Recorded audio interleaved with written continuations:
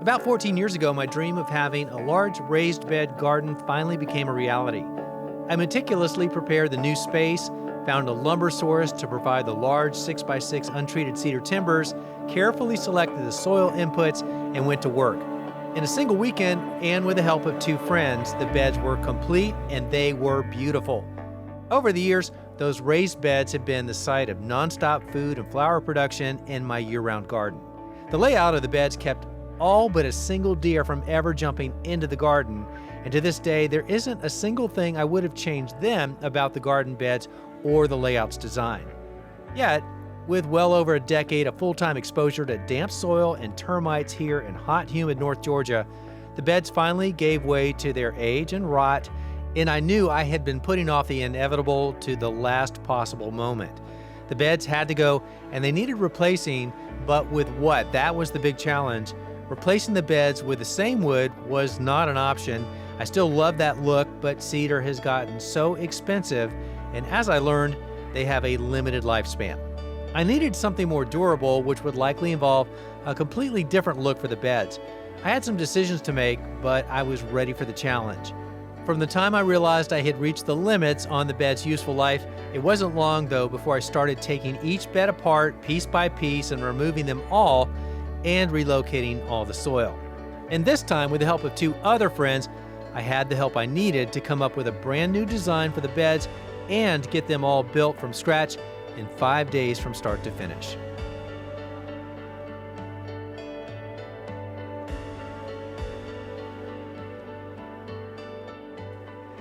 Now, one of the funny things about this project is every time I had a certain job to do, like the demolition, I said, this is the hardest part of the project, no doubt, until I got to the next part.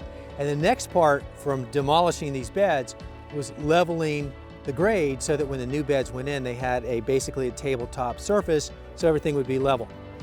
But let me just tell you what, this is red Georgia clay and it was hard packed over 14 years.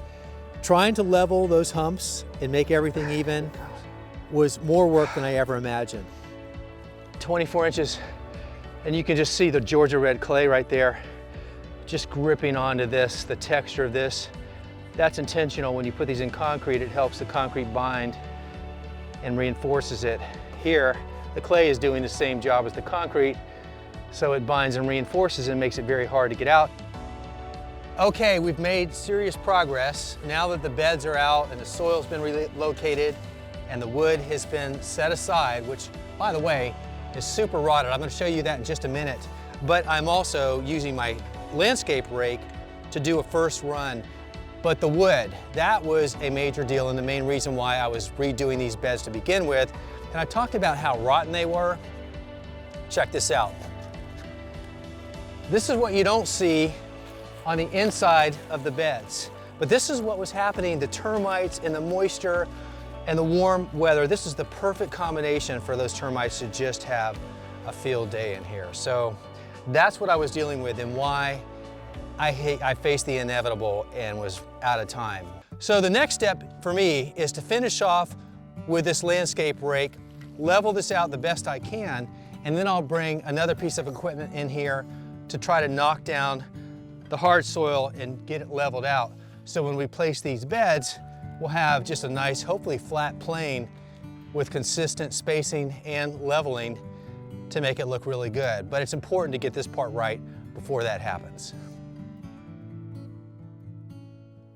While I was busy leveling the ground for the new beds, Pete and David were building the prototype for the first bed and working out the best assembly methods to streamline the process. This will be a huge time saver.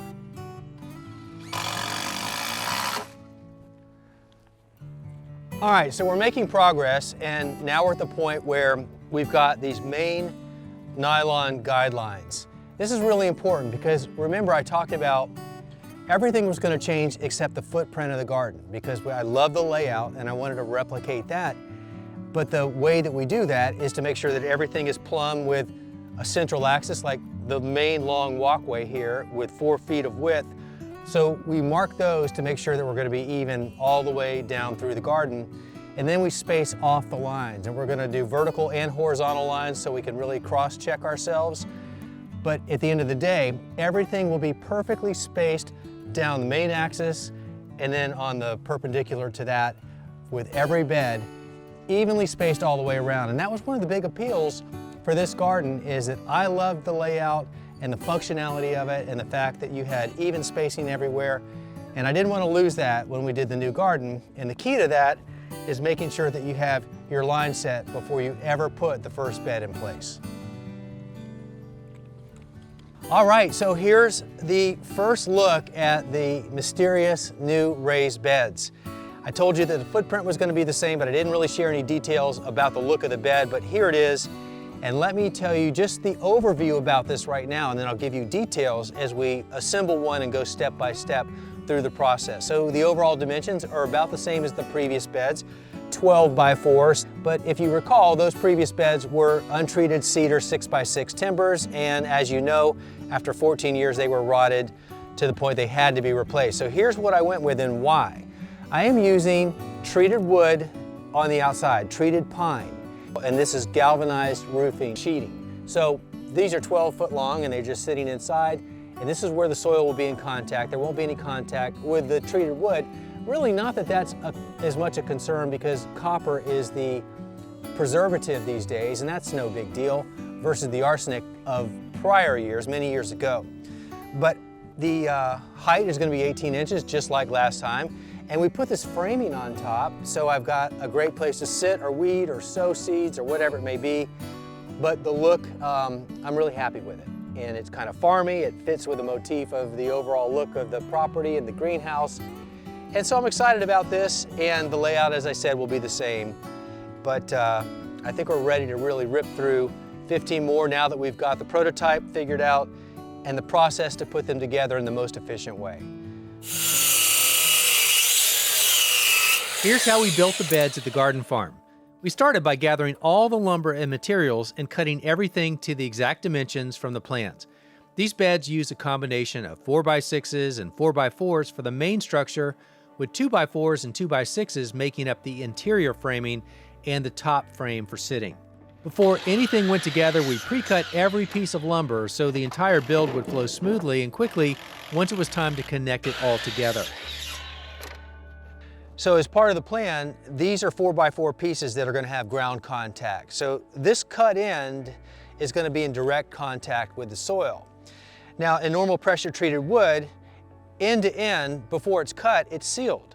And so that sealant has secured that wood. But when you make a cut and you expose the interior like this right here, not so sure that treated material is going to go all the way to the core. And since this is in direct contact with the soil, I'm going to go ahead and take precautions and seal this with a plant-based, food-safe sealer and dab it on there and let that soak in. And that should be an insurance policy to make sure that that rot doesn't happen on this wood. And remember, I'm all about, at this point, creating beds that are going to last as long as I do and hopefully longer. And this will help with that. With a lumber cut, we built each of the 4 side assemblies individually, 2 long sides and 2 short sides.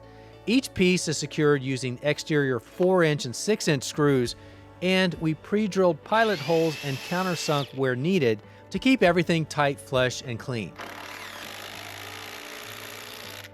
Once the side assemblies were ready, we carried them into the garden and positioned them right about where each raised bed would live.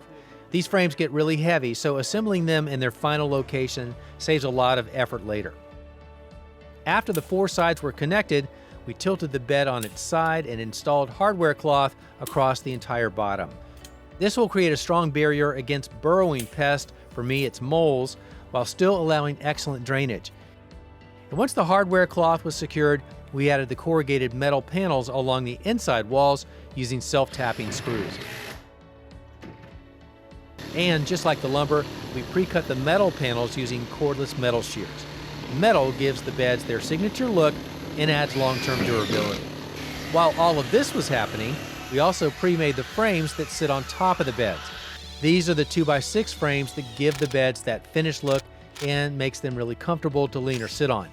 These tops are completely assembled ahead of time, so when it's time to finally install them, the process is quick and clean.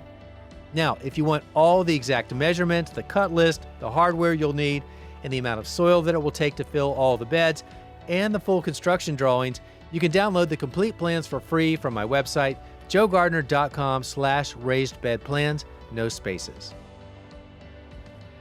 Well, 4 days ago, I don't know if that feels like a lifetime ago or just yesterday, but it doesn't matter. We got so much done. It's all a blur at this point, but each day that we got closer to our designated cutoff time for completion, which was just about now, we are where I wanted to be, or where I hope to be by now, and that is all the framed beds in place. Some of the metal is here. Hey Larry, you checking it out? Yeah, what do you think? How's it look? All right, good. But anyway, yeah, we've got some of the metal in, we've got the hardware cloth in. We are now just nitpickily, if that's even a word, my brain isn't working anymore, fine-tuning the lines to make sure everything is square.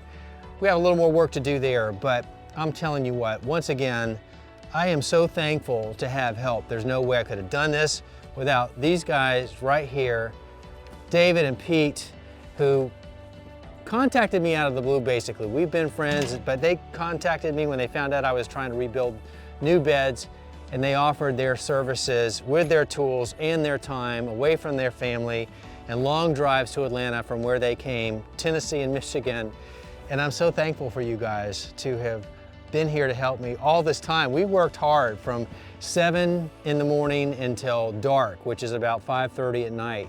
And then we planned the next day before I turned them loose to go back to their hotels. So you guys rock. Thank you so much. You're the best.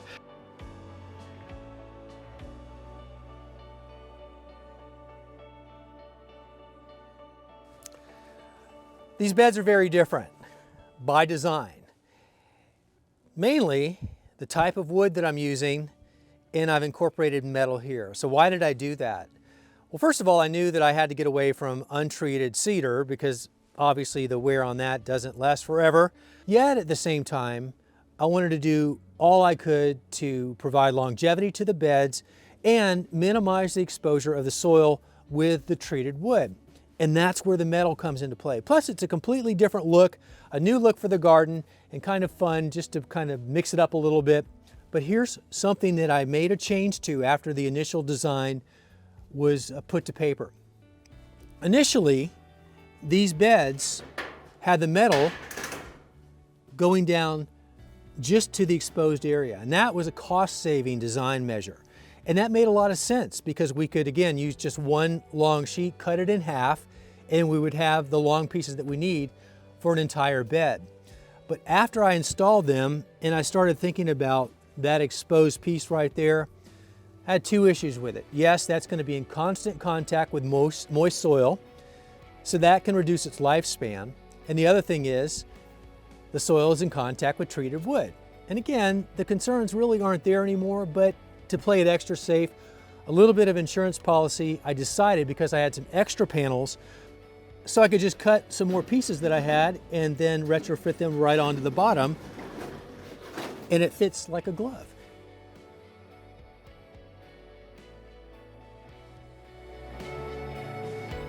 Well, everything that you see here, with the exception of the pre-construction part, the demolition and the grading, but all of this happened in less than 5 days with the help of two very talented friends. But we're not finished yet. There's more to do, including filling these beds with the soil and some fine tuning and some nice things to make everything really tie together.